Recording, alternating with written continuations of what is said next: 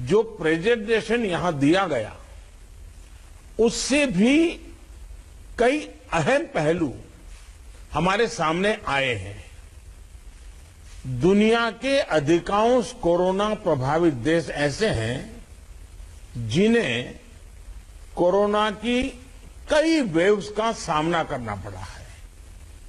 हमारे देश में भी कुछ राज्यों में केसेस कम होने के बाद अचानक से वृद्धि होने लगी है। आप सभी इन पर ध्यान दे रहे हैं, लेकिन फिर भी कुछ राज्यों का उल्लेख हुआ है, जैसे महाराष्ट्र है, पंजाब है, और आप मुख्यमंत्रियों ने भी चिंता व्यक्त की है, सिर्फ मैं कह रहा हूं ऐसा नहीं है। और विशेष चिंता की आप कर भी रहे हैं और करने की जरूरत भी है। हम ये भी देख रहे हैं कि महाराष्ट्र और एमपी में टेस्ट पॉजिटिविटी रेट बहुत ज्यादा है और केसों की संख्या भी बढ़ रही है, बहुत आ रहे हैं। इस बारे में कई ऐसे इलाकों, ऐसे जिलों में भी ये वृद्धि देखने को मिल रही है जो अभी तक खुद को बचाए हुए थे, सेफ जोन थे एक प्रकार से। अब वहां पर हमें कुछ चीजें नजर आ रही हैं। देश के 70 जिलों में तो पिछले कुछ हफ्तों में यह वृद्धि 150% से भी ज्यादा है, 150% से ज्यादा। अगर हम इस बढ़ती हुई महामारी को यही नहीं रोकेंगे तो देशव्यापी आउटब्रेक की स्थिति बन सकती है। हमें कोरोना की उस उभरती हुई सेकंड पीक को तुरंत रोकना ही होगा और इसके लिए हमें क्विक और डिसाइसिव कदम उठाने होंगे। कई जगह देखने को मिल रहा है कि मास्क को लेकर अब स्थानीय प्रशासन द्वारा भी उतनी गंभीरता नहीं दिखाई जा रही।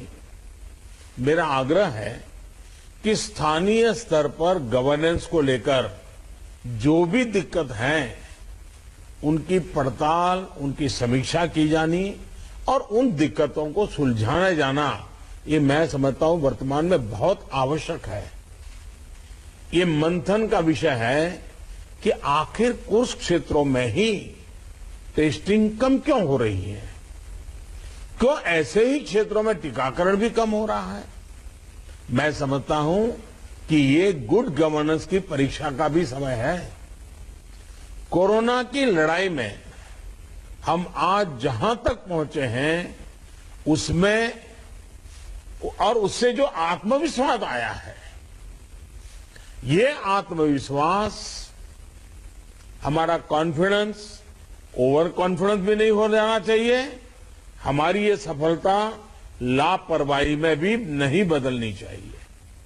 हमें जनता को पैनिक मोड में भी नहीं लाना है।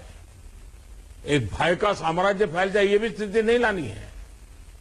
और कुछ सावधानियां बरत करके, कुछ इनिशिएटिव लेकर के हमें जनता को परेशानी से मुक्ति भी दिलानी है।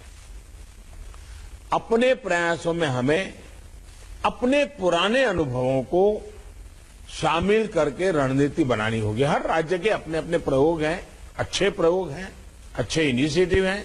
कई राज्य दूसरे राज्यों से नए नए प्रयोग सीख भी रहे हैं। लेकिन अब एक साल में हमारी गवर्नमेंट मशीनरी को नीचे तक ऐसी स्थितियों में कैसे काम करना, करीब करीब ट्रेनिंग हो चुकी है।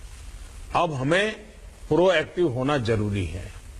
हमें जहां जरूरी हो, और ये मैं आग्रहपूर्वक कहता हूं, माइक्रो कंटेनमेंट जोन बनाने का विकल्प भी किसी भी हालत में ढिलास नहीं लानी चाहिए।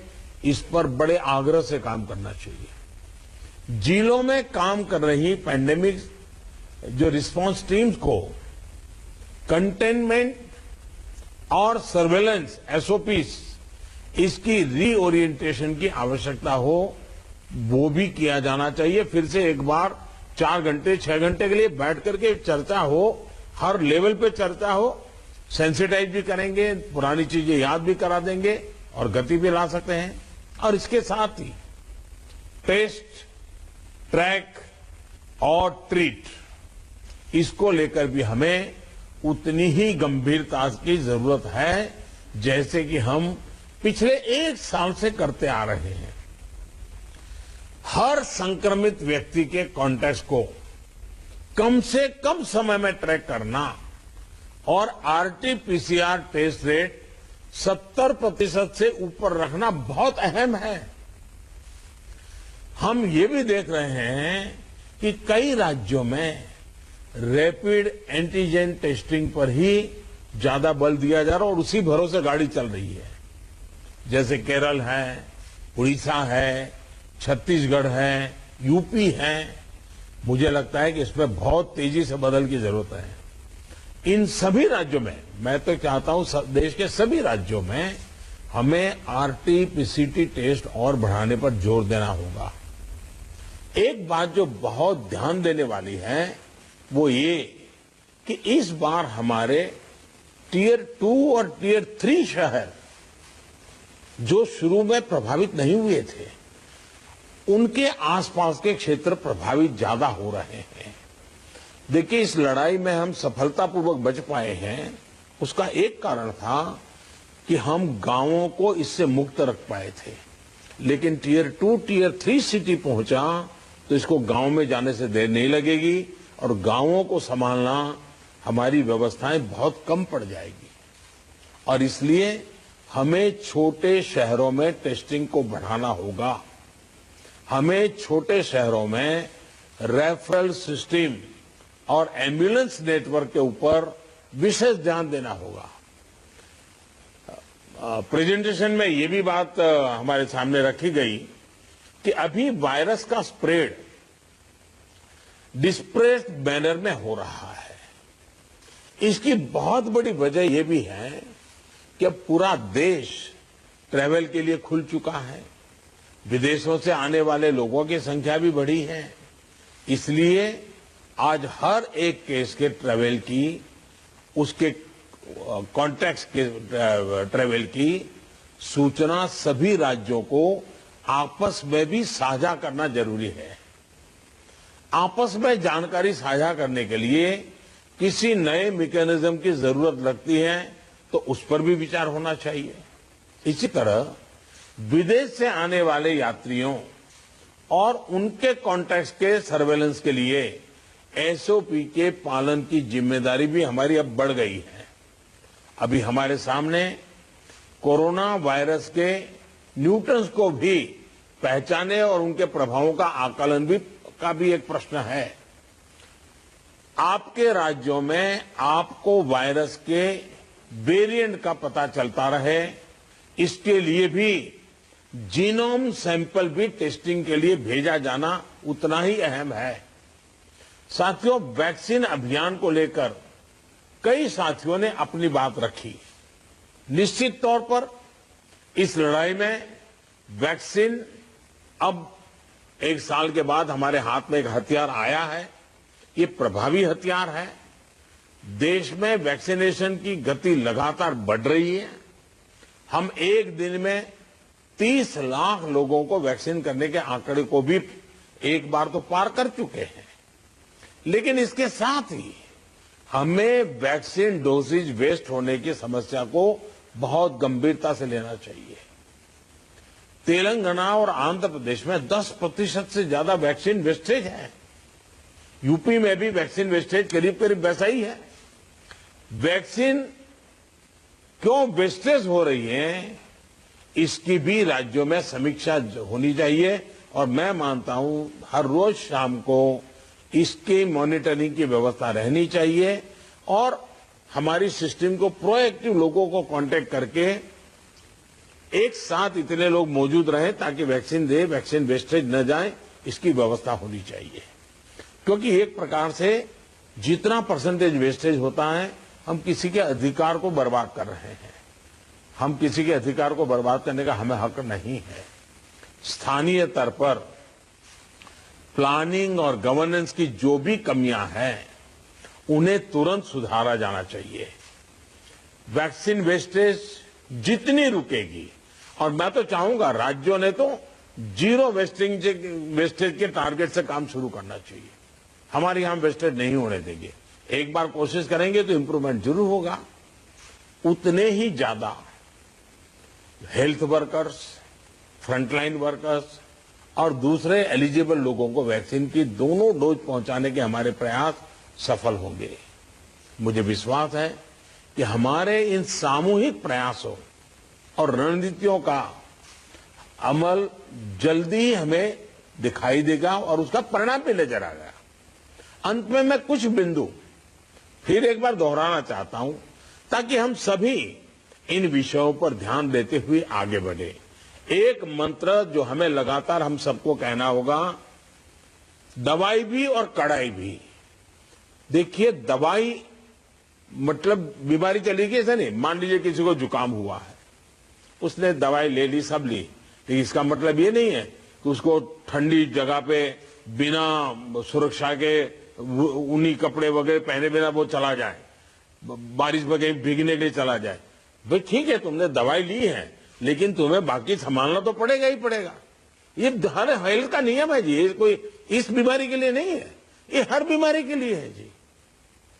अगर हमें टाइफाइड हुआ, दवाई हो गई, सब हो गई, फिर भी डॉक्टर कहते हैं कि इन चीजों को नहीं खाना। ये वैसा ही है। और इसलिए मैं समझता हूं इतनी सामान्य बात लोगों को समझानी चाहिए। और इसलिए दवाई भी और कड़ाई भी, इस विषय में हम बार बार लोगों को आग्रह करें। दूसरा जो विषय मैंने कहा, आरटीपीसीआर टेस्ट को स्केल अप करना बहुत आवश्यक है ताकि नए केसेस की पहचान तुरंत हो सके। स्थानीय प्रशासन को माइक्रो कंटेनमेंट जोन बनाने की दिशा में हमें आग्रह करना चाहिए। वो वहीं पर काम तेजी से करें, हम बहुत तेजी से रोक पाएंगे, ताकि संक्रमण का दायरा फैलने से रोकने में वो मदद करेगा। वैक्सीन लगाने वाले केंद्रों की संख्या बढ़ाने की आवश्यकता है। वो प्राइवेट हो, सरकारी हो, जितना, जैसा आपने मैप देखा होगा, वो आपके लिए भी राज्यवार भी बनाया। वो शुरू में जो ग्रीन डॉट वाला बताया था, और देखने से ही पता चलता है बहुत सारे इलाके हैं कि जहां लाइट ग्रीन लग रहा है, मतलब कि हमारे वैक्सीनेशन सेंटर उतने नहीं है और या तो एक्टिव नहीं है। देखिए, टेक्नोलॉजी हमारी बहुत मदद कर रही है। हम बहुत आसानी से डे टू डे चीजों को ऑर्गेनाइज कर सकते हैं। इसका हमें फायदा तो लेना है, लेकिन उसमें उसके आधार पर हमें इंप्रूवमेंट करना है। हमारे जितने सेंटर्स प्रोएक्टिव होंगे, मिशन मोड में काम करेंगे, वेस्टेज भी कम होगा, संख्या भी बढ़ेगी और एक विश्वास तुरंत बढ़ेगा। मैं चाहता हूं कि इसको बल दिया जाए। साथ ही एक बात हमें ध्यान रखनी होगी, क्योंकि ये वैक्सीन निरंतर प्रोडक्शन हो रहा है और जितना जल्दी हम इससे बाहर निकले, हमें निकलना है। अदरवाइज ये 1 साल, 2 साल, 3 साल तक खींचता चला जाएगा। एक मुद्दा है वैक्सीन की एक्सपायरी डेट। हमें ध्यान रखना चाहिए कि जो पहले आया है उसका पहले उपयोग हो, जो बाद में आया है उसका बाद में उपयोग हो। अगर जो बाद में आया हुआ हम पहले उपयोग कर लेंगे तो फिर एक्सपायरी डेट और वेस्टेज की स्थिति बन जाएगी। और इसलिए मुझे लगता है कि अवॉइडेबल वेस्टेज से तो हमें बचना ही चाहिए। हमें पता होना चाहिए कि ये लॉट हमारे पास जो है, इसकी एक्सपायरी डेट ये है, हम सबसे पहले इसका उपयोग कर लेंगे। ये बहुत जरूरी है। और इन सभी बातों के साथ इस संक्रमण के फैलाव को रोकने के लिए जो मूलभूत कदम है, जैसा मैं कहता हूं, दवाई भी और कड़ाई भी, मास्क पहनना है, 2 गज की दूरी बनाए रखना है, साफ सफाई का ध्यान रखना है, पर्सनल हाइजीन हो या सोशल हाइजीन, पूरी तरह उसको बल देना पड़ेगा। ऐसे कई कदम जो पिछले 1 साल से हम करते आए हैं, फिर से एक बार उसको बल देने की जरूरत है। फिर से इस बार आग्रह करने की जरूरत है। उसमें हमें कड़ाई करनी पड़े तो करनी चाहिए। जैसे हमारे कैप्टन साहब कह रहे थे कि हम कल से एक बड़ा कड़ाई करने का मूवमेंट चला रहे, अच्छी बात है। मुझे लगता है कि हम सब ने इस दिशा में हिम्मत के साथ करना पड़ेगा। मुझे विश्वास है कि इन विषयों पर लोगों की जागरूकता बनाए रखने में हमको सफलता मिलेगी। मैं फिर एक बार आपके सुझावों का लिए धन्यवाद करता हूं। और भी जो सुझाव है आप जरूर भेजिए। जो हॉस्पिटल के विषय में जो आज चर्चा निकली है, आप 2-4 घंटे में ही सारी जानकारी दे दीजिए, ताकि मैं शाम को 7-8 बजे के आसपास मेरे डिपार्टमेंट के लोगों के साथ रिव्यू करके इसमें से अगर कोई बॉटल नेक है तो उसको दूर करने के लिए कोई आवश्यक निर्णय करने होंगे तो हेल्थ मिनिस्ट्री तुरंत कर लेगी और मैं भी उस पर ध्यान दूंगा। लेकिन मैं कहता हूं कि हम अब तक जो लड़ाई जीतते आए हैं, हम सबका सहयोग है। एक एक हमारा कोरोना वॉरियर का सहयोग है, उसके कारण हुआ है। जनता जनार्दन ने भी बहुत कोऑपरेट किया है जी। हमें जनता से जूझना नहीं पड़ा है। हम जो भी बात लेते गए, जनता ने विश्वास किया है, जनता ने साथ दिया है और भारत विजयी हो रहा है 130 करोड़ देशवासियों की जागरूकता के कारण, 130 करोड़ देशवासियों के सहयोग के कारण, 130 करोड़ देशवासियों के कोऑपरेशन के कारण। हमें जितना जनता जनार्दन को इस विषय पर फिर से जोड़ पाए, फिर से विषय को बताएंगे, मुझे पक्का विश्वास है कि जो अभी बदलाव नजर आ रहा है, हम उस बदलाव को फिर से एक बार रोक पाएंगे, फिर से हम नीचे की तरफ ले जाएंगे, ऐसा मेरा पक्का विश्वास है। आप सबने बहुत मेहनत की है, आपके पास इसकी एक एक्सपर्टाइज टीम बन चुकी है। थोड़ा आप डेली 1 बार 2 बार पूछना शुरू कर दीजिए, सप्ताह में 1-2 बार मीटिंग लेना शुरू कर दीजिए, चीजें अपने आप गति पकड़ जाएगी। मैं फिर एक बार बहुत शॉर्ट नोटिस में आप सबको आज की मीटिंग मैंने ऑर्गेनाइज की, लेकिन फिर भी आपने समय निकाला और बहुत विस्तार से अपनी सारी जानकारियां दी। मैं आपका बहुत बहुत आभार व्यक्त करता हूं। धन्यवाद जी।